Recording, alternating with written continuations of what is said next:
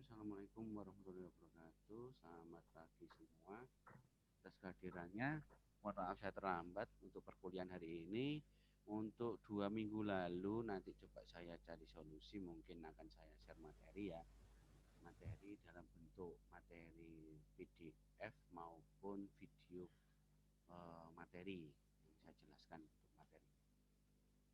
Nah, pagi ini mungkin akan saya jelaskan yaitu contoh saja dulu sederhana. Mungkin teman-teman itu juga bisa mempraktekkan lah nanti ketika nanti sudah punya kesempatan dalam mendesain atau merencanakan. Walaupun teman-teman D4 transportasi ya, hubungannya sih sebenarnya tidak harus bangunan transportasi yang berupa jalan maupun jembatan maupun jalan layang dan lain sebagainya. Paling tidak bangunan transportasi seperti bangunan rumahnya dan lain sebagainya itu masih bisa direncanakan yang sederhana, maksudnya begitu.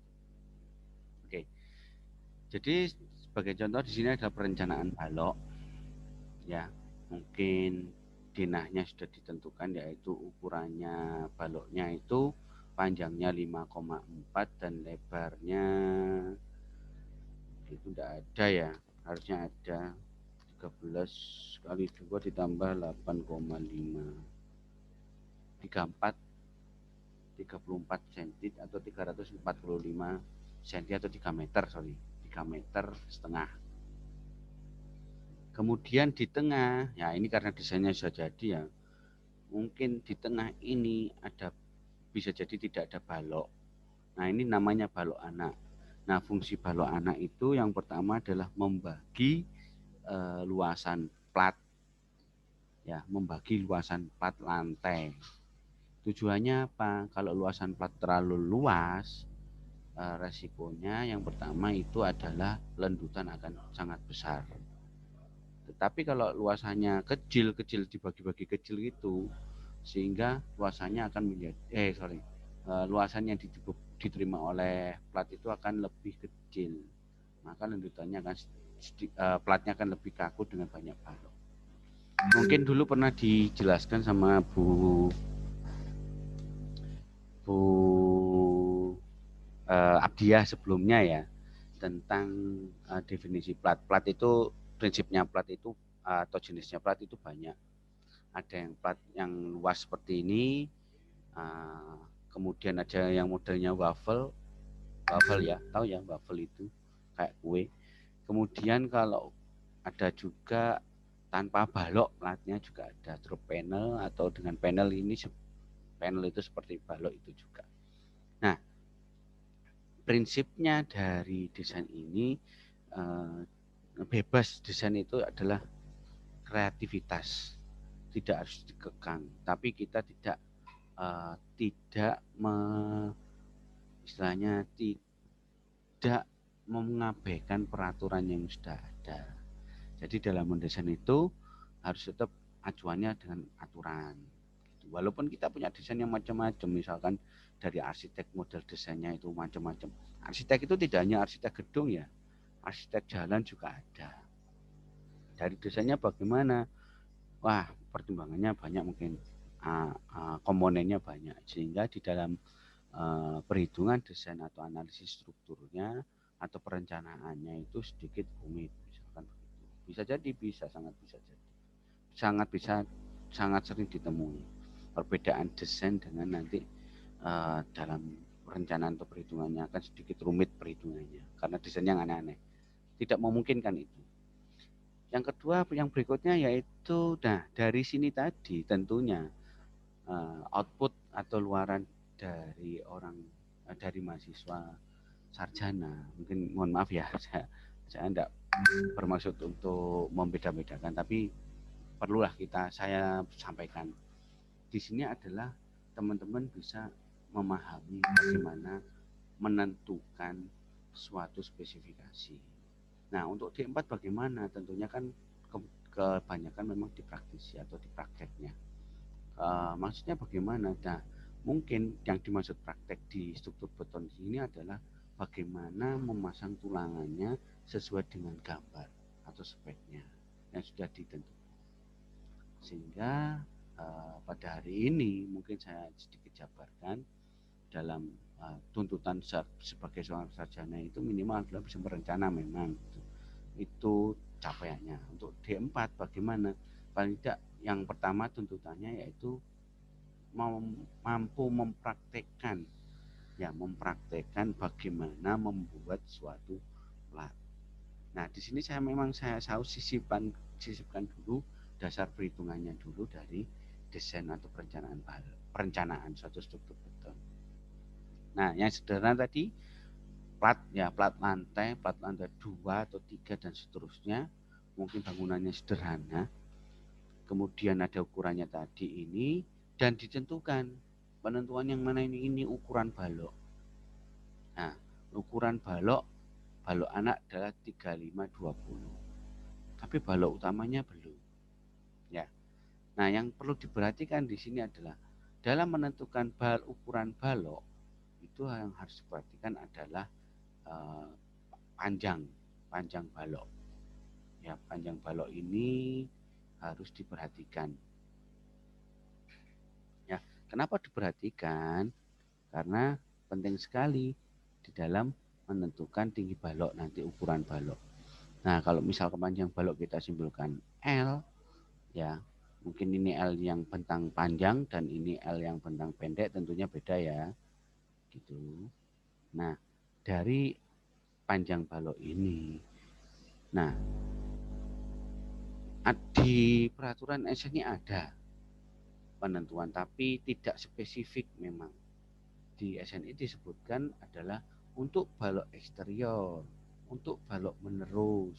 Maka rumusnya yaitu adalah 1 per 12. Mohon maaf, bukan 12, 16. Ada yang 1 per 20. Ada yang 1 per 12 ada 1 per 12 ada. Ada yang 1 per 8 ada. Dari mana? Dari L-nya ya, dari L. Nah, ini adalah menentukan tinggi balok. H. Jika kita punya ukuran balok H per B ya. Ya, H per B, H-nya tinggi, B itu lebar, maka H-nya itu dipakai ada acuannya. Kapan kita gunakan ini? Nah, inilah yang disebut dengan sense engineering ya, atau feeling engineeringnya main.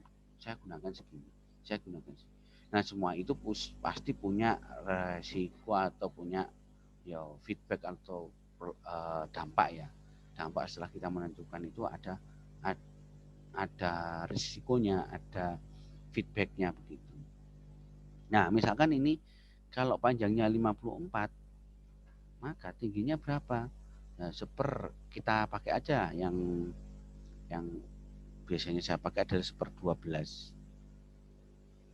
Ya, H sama dengan 1/12 dikali 540. Ya, berarti berapa? 540 dikali 12. 45 cm.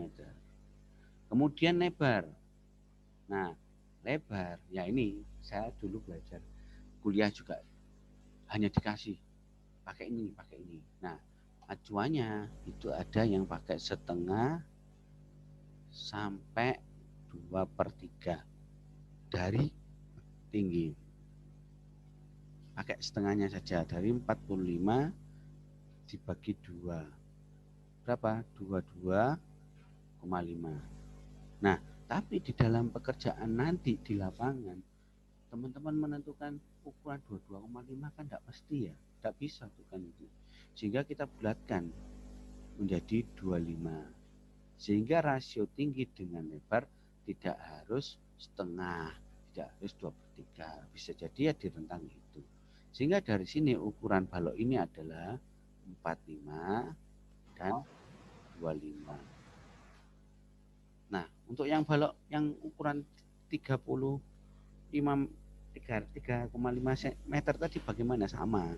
Pakainya 1/12 juga, berarti 350 dibagi 12. yaitu 29. Maka dibulatkan jadi 30 cm.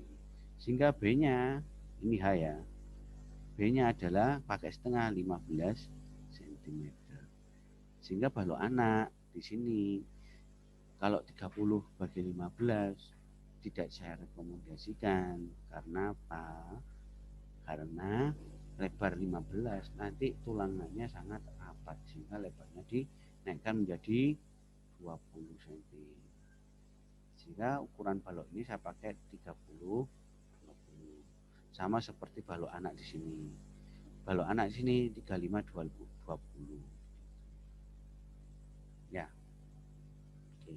Loh Pak, misalkan balok anaknya saya pakai 35 35 ini harusnya 30 ya.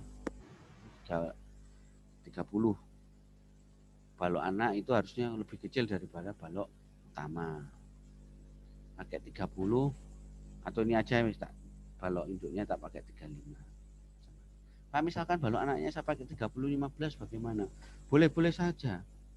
Ya, boleh-boleh, sangat diperbolehkan. Tapi yang membedakan nanti adalah pemasangan tulangannya pasti akan rapat dan harus diperhatikan. Oke, gitu. Oke, lanjutnya dari sini tadi yang harus diperhatikan kedua adalah mendesain dari mutu beton dan mutu baja. Nah, desain ini kita menentukan ini itu sebenarnya tidak sembarangan. Kalau mahasiswa kan masih tentukan bebas ya. Tapi kalau nanti kalau teman-teman di kurikulum teman-teman ada yang namanya apa itu studio perencanaan atau studio desain dalam menentukan dan seterusnya, maka harus diperhatikan ini. Ya, yang diperhatikan apa? Mungkin kalau struktur, nah desain mutu itu nanti menentukan apakah struktur ini apakah sangat perlu dengan menggunakan beton yang cukup kekuatannya cukup besar, padahal rumah sederhana. Mungkin cukup pakai beton normal yang FC aksennya adalah 22,5. Mutu betonnya, mutu tulangannya, pakai tulangan apa? Tulangan alir atau tulangan polos. Kalau tulangan alir, tulangan alir yang bagaimana? Nah, menentukannya bagaimana? Kita mencari brosur atau kita survei di lapangan atau di galangan-galangan sekitar tempat rekonstruksi di situ yang akan dibuat. Di situ ternyata yang tersedia hanya mutu baja tulangan dengan ukuran tulangan segini, mutu bajanya adalah 300 MPa. Maka ini bisa dipakai dalam desain ini. Baru dihitung. Nah, setelah dalam penentuan tadi itu sudah ditentukan, teman-teman yang pertama yaitu melakukan perhitungan. Nah, disinilah bedanya apa ya, teori-teori dasar antara sarjana dengan diploma itu dibedakan di sini. Tapi teori dasar, materi dasarnya sama. Tapi secara praktek dalam secara perhitungan, tuntutan dari sarjana harus lebih ekspor daripada diploma ya, gitu. Tapi tetap saya berikan ini dasarnya dulu dalam menentukan beban. Ya, beban yang bekerja pada struktur atau materi konstruksi ini yaitu ada tentukan karena ini sederhana adalah ada beban mati dan beban hidup. Nah, beban mati itu ya berat sendiri dari balok ataupun plat itu tadi. Bisa dihitung? Bisa. Yang pertama adalah kita menghitung beban mati dari plat, ya, dari platnya. Dari platnya itu berapa? Karena tebal platnya ditentukan 12 cm, sehingga di sini adalah ukurannya harus satuannya sama ya. Kalau ukurannya harus sama, berarti dalam perhitungan nanti tetap 12 cm. Nah, yang kedua adalah di sini mutu beton. Berat volume beton. Nah, berat volume beton juga diperhatikan dari apa tadi, mix design tadi. Dari FC aksen 25 kira-kira itu beratnya berapa rata-rata. Nah, umumnya yang saya sebut umumnya beton itu diasumsikan atau kurang lebih beratnya adalah 2.400 sampai 2.500 tergantung dari desain mutunya tadi. Nah, kemudian dikalikan ini tebal platnya, nanti akan didapatkan bebannya adalah kalau ini yang saya centang ini dikalikan menjadi 2.400 saya kali 0,120 yaitu 288. 288 kilogram per sentimeter. Per meter, per meter persegi. Berarti maksudnya bagaimana total dari plat ini ya, dari plat ini itu bebannya adalah 288. Sama semua kalau tebal platnya sama. Nah, karena kita meninjau balok anak dulu di sini, meninjau balok anak, sehingga beban mati yang diterima oleh balok anak itu digambarkan yang saya gambarkan yang saya arsir garis lurus ini. Itu maksudnya bagaimana? Ini dia gambar amplop ini kan. Dibilang amplop ya teman-teman mahasiswa Indonesia itu selalu bilangnya amplop. Tapi ini adalah gambar beban tributari. Adalah pembagian beban. Nah, pembagian beban yang diterima oleh balok dari plat. Nah, ini sudutnya adalah 45 derajat asumsinya. Dan garis ini yang saya kasih warna merah ini adalah sebenarnya garis titik leleh pada balok. Ya, titik leleh pada balok. Sehingga sehingga bisa diasumsikan adalah beban-beban distribusi beban dari plat ke balok itu bentuknya seperti ini. Jadi seperti ini segitiga yang di atasnya akan diterima oleh balok yang di atas. Yang ini tadi diterima oleh balok anak. Kemudian yang bawah ini diterima oleh balok yang bawah dan ini diterima oleh balok yang sebelah kiri ini. Ini distribusi beban plat ke balok. Nah, ini bisa dihitung, diasumsikan adalah yang tadi ya, titik keruntuhan atau titik leleh dari plat itu adalah 45 derajat. Nah, kemudian dihitung, jadi bebannya adalah beban trapesium ini dari plat. Nah, sehingga dikalikan tingginya ini ya tinggi dari tinggi dari ini itu adalah 1,3 ini. Ya, 1,3. Sehingga tinggi ini dikalikan tadi 2,88. Kemudian ada dua karena sebelah kiri dan sebelah kanan. Ada dua. Jika didapatkan beban yang diterima oleh balok anak itu adalah 766,08 kg per meter. Kemudian berat balok anak itu sendiri karena ukuran tadi sudah ditentukan sehingga tinggal dihitung berat volume beton dikalikan ukurannya dapatkan segini. Nah, ini untuk beban mati. Nah, untuk beban hidup bagaimana? Beban hidup itu sama. Beban hidup itu bekerja di sepanjang plat. Asumsinya yaitu di sepanjang plat ya. Jadi beban hidup bekerja itu di sepanjang plat. Nah,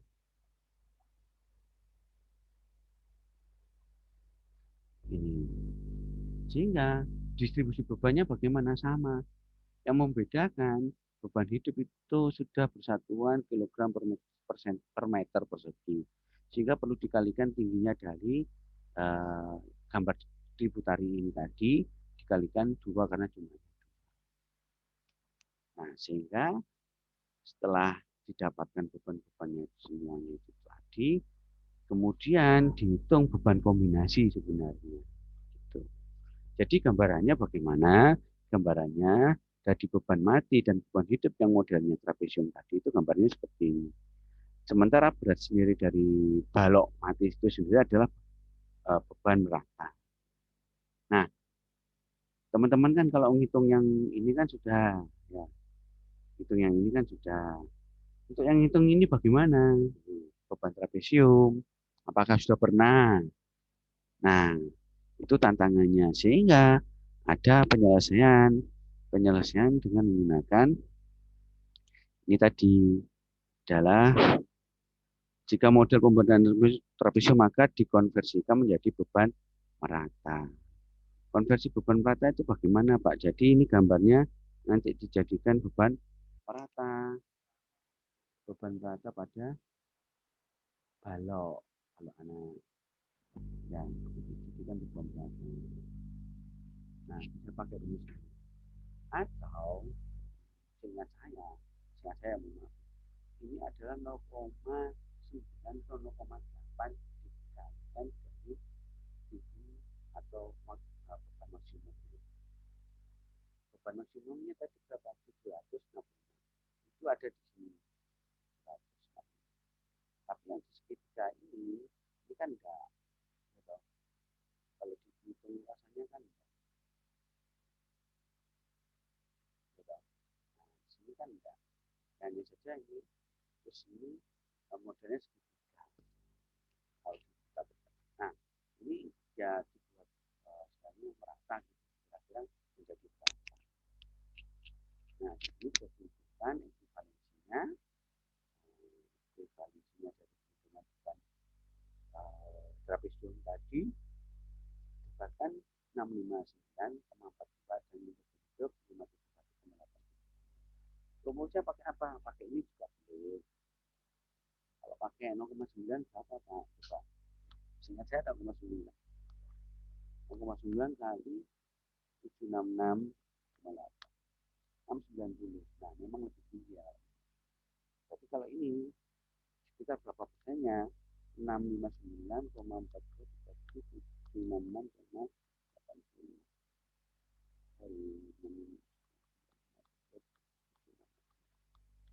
Itu kurang lebih 86%. Nah, pakai itu kalau kita punya sertifikasi itu pakai itu langsung bisa. Tapi yang ini dibedakan adalah karena ada panjangnya dari bentang ya, dari bentang ada LY dan LX garis platnya. Permisi Pak, mohon maaf memotong. Ya, siapa? Suaranya Pak Firman kecil Pak. Oh iya, mohon maaf, mic-nya tadi saya lepas jadinya suaranya agak kecil. Mulai dari yang mana tadi kecilnya, kalau boleh tahu? Dari itu yang dibagi jadi balok tadi Pak, merata jadi balok tadi. Yang beban trapesiumnya tadi, yang bawah Pak. Oh, yang ini, oke. Saya ulangi lagi. Ya. Oke, terima kasih Mbak.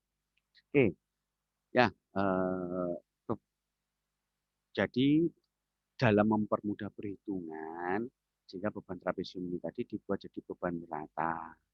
Nah, untuk menjadi beban merata itu ada acuannya. Dan menggunakan rumus ini bisa. Tapi kalau saya dulu pakai 0,9 kalikan dari beban totalnya. Nah, tapi ini ada pakai rumus ini juga bisa, pakai saja rumus ini bisa. Tapi perlu diketahui di sini ada bentang pendek dan bentang panjang LX dan LY. Jadi karena platnya sudah dibagi tadi, tentunya LY dan LX-nya harusnya beda ini ya, mohon maaf. Tapi pakai ini saja mungkin 350, yang satunya 250. Ya, LY dan LX-nya beda harusnya. Mohon maaf, ini yang saya yang keliru mungkin hitungnya. Yang mana ini? Nah, ini kebalik ya harusnya ya. Ini dibagi dua. LX-nya yaitu yang pendek 540 dibagi 2. Itu adalah 540 bagi 2, 270. Yang satunya LY-nya 350. Nah, karena apa? Karena pelat kita sudah dibagi balok anak. Balok anak menjadi balok yang menerima beban plat juga. Itu. Jadi bentang yang 540 tadi dibagi 2. Nah, pakai ini dulu aja, nanti juga diganti, saya belum sebut nanti. Nah, setelah didapatkan perhitungannya ini kurang lebih adalah 85%. Dari mana? Ini saya bagi dengan ini. Tapi nanti kalau sudah dibagi dihitung, mungkin setidaknya prosentasinya juga berubah. Nah, selanjutnya setelah didapatkan beban ekivalen ini tadi ya, beban ekivalen itu berarti bebannya adalah merata. Bebannya merata. Bebannya merata dari sepanjang balok anak. Nah, ini bisa ditambah langsung dengan beban kalau bebannya sama-sama beban mati dari balok anak tadi. Jadi yang beban mati ini ditambah dengan balok beban mati balok anak. Oke. Sehingga didapatkan beban ekuivalen tadi, beban total beban yang diterima balok anak, yaitu beban berat sendiri ditambah beban mati ekuivalen dari platnya didapatkan menjadi 2827,42. Nanti dihitung lagi ya, kalau ini diganti. Nah, selanjutnya untuk beban hidup tetap ya dari ekuivalensi. Nah, kemudian sesuai dengan prinsip prinsip dari desain, beban yang sudah dihitung tadi dikombinasikan. Kombinasikan itu bagaimana? Dikombinasikan bahwa beban tadi itu dikalikan suatu faktor, ya, dikalikan faktor. Untuk apa? Untuk menghitung desain kebutuhan tulangan nanti. Jadi beban-beban nanti itu dikalikan faktor. Nah, faktornya sesuai dengan jenis-jenis kombinasi. Di sini ada dua kombinasi yang saya masukkan, sebenarnya ada banyak tergantung jenis beban yang digunakan. Karena kita gunakan dua beban saja, itu beban hidup dan beban mati. Yang dua kombinasi yang memakai dua beban ini adalah yang pertama ada 1,4 beban mati saja, yang ini. Yang kedua adalah 1,2 beban mati ditambah 1,6 beban hidup. Nah, didapatkan nilainya adalah ini. Nah, dari kedua beban kombinasi ini, maka dipilih salah satu, mana yang paling besar. Nah, setelah didapatkan nilai beban kombinasi, dihitung sudah.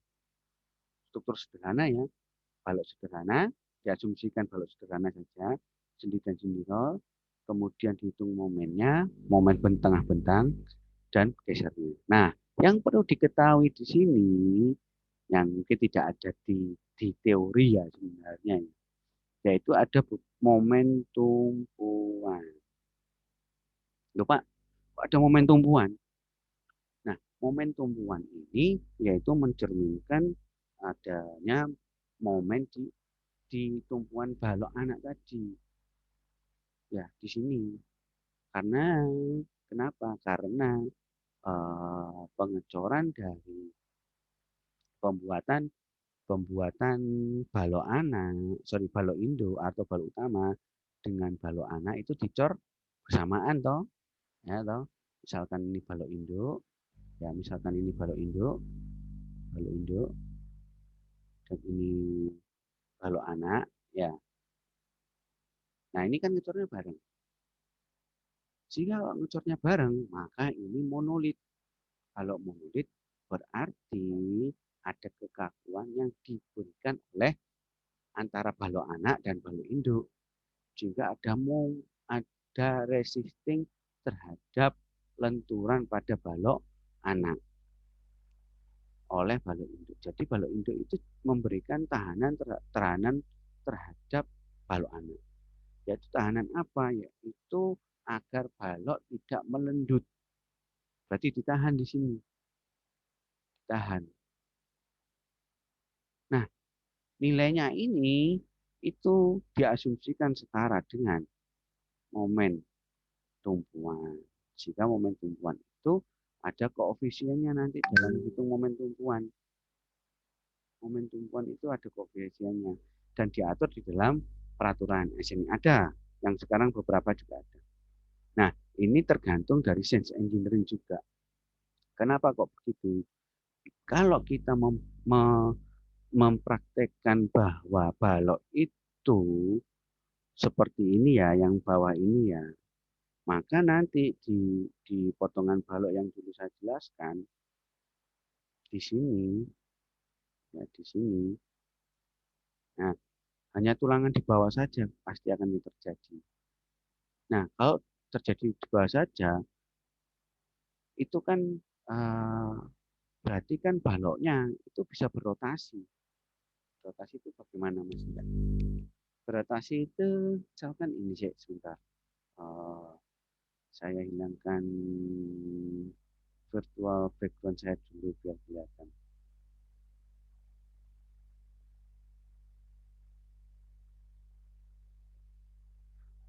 Oke, monggo kula izin tasik ada kelas. Oke. Nah, ya misalkan ini, sorry, lebih tepatnya, nah ini ya, agak kelihatan. Nah, ini balok induk, ini balok anak. Nah, ketika balok anak itu bisa tidak menahan momen, maka balok anak berotasi, melendut kan?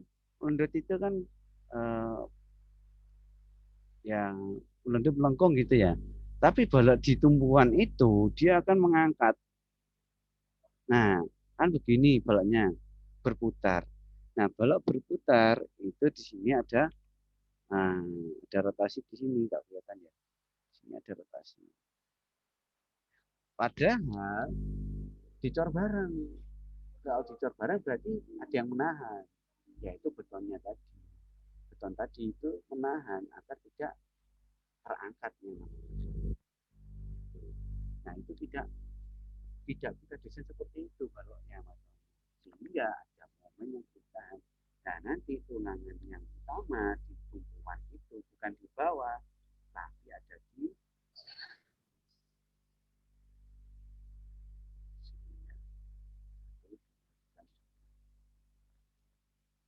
sehingga perlu dilakukan perhitungan momen di tumpuan.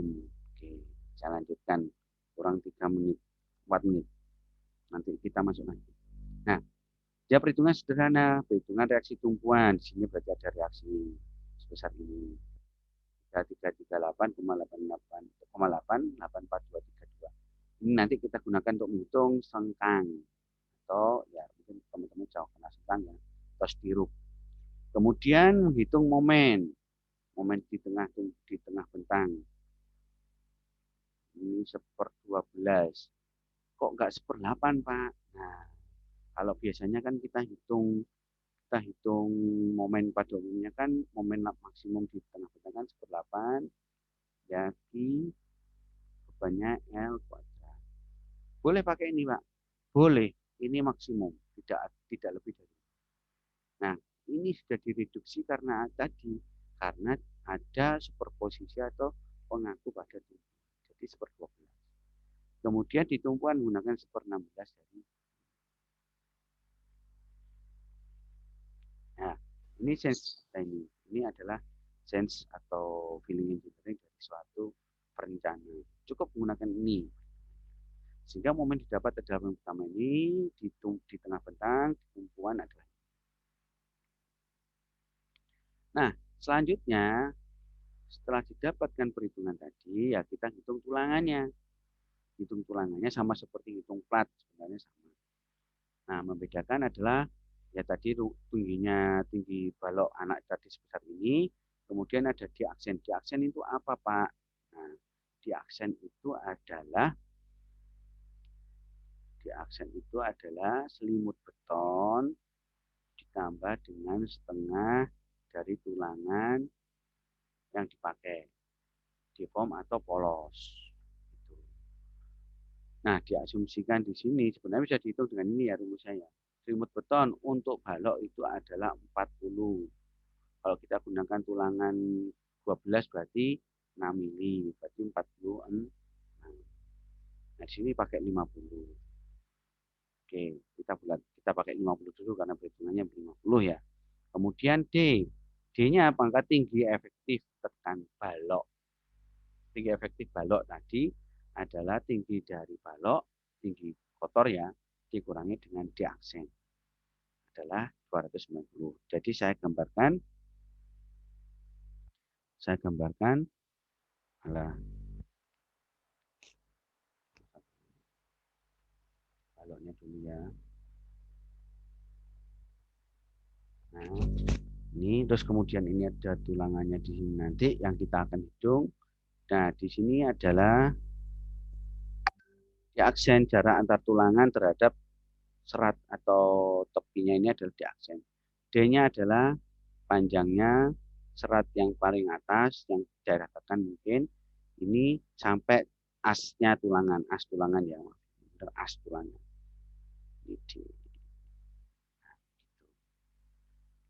Ya, nanti ini akan kita gunakan.